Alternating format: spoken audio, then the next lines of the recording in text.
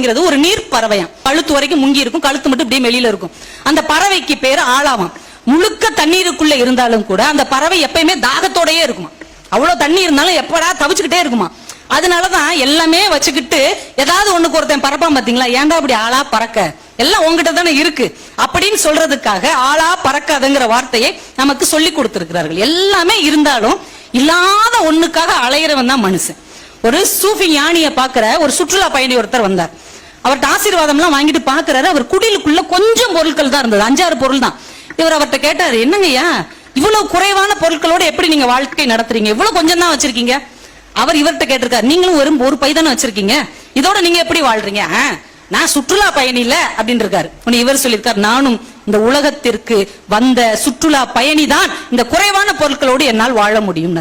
ஒரு சுற்றுலா போனோம்னா எப்படி கொஞ்சமா பொருள் எடுத்துட்டு போறோம், அந்த பொருட்களை கொண்டு நம்மளால் வாழ முடியுதா இல்லையா. ஆனால் இந்த உலகத்திற்கும் நாம் சுற்றுலா பயணியாகத்தான் வருகிறோம்.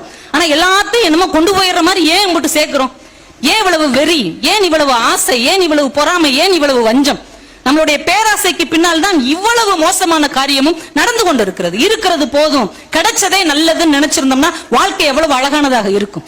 நீங்க ட்ரெயின்ல போகும்போதும் ஏர்போர்ட்டுக்கு போகும்போதும் ஒரு வார்த்தை போட்டிருப்பாங்க, லெஸ் லக்கேஜ் மோர் கம்ஃபர்ட் என்று போட்டிருப்பாங்க. அது அங்க எழுத வேண்டிய வார்த்தை இல்லை, மனசுக்குள் எழுத வேண்டிய வார்த்தை.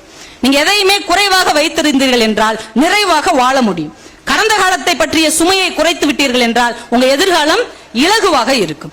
உணவின் சுமையை குறைச்சிட்டீங்கன்னு வைங்க, உடம்பு இலகுவாக இருக்கும். பொருட்களின் சுமையை குறைச்சிட்டீங்கன்னு வைங்களேன், மகிழ்ச்சி அதிகமாக இருக்கும். வார்த்தைகளின் சுமையை குறைத்து விட்டீர்கள் என்றால் வாழ்க்கையே நலமாக இருக்கும்.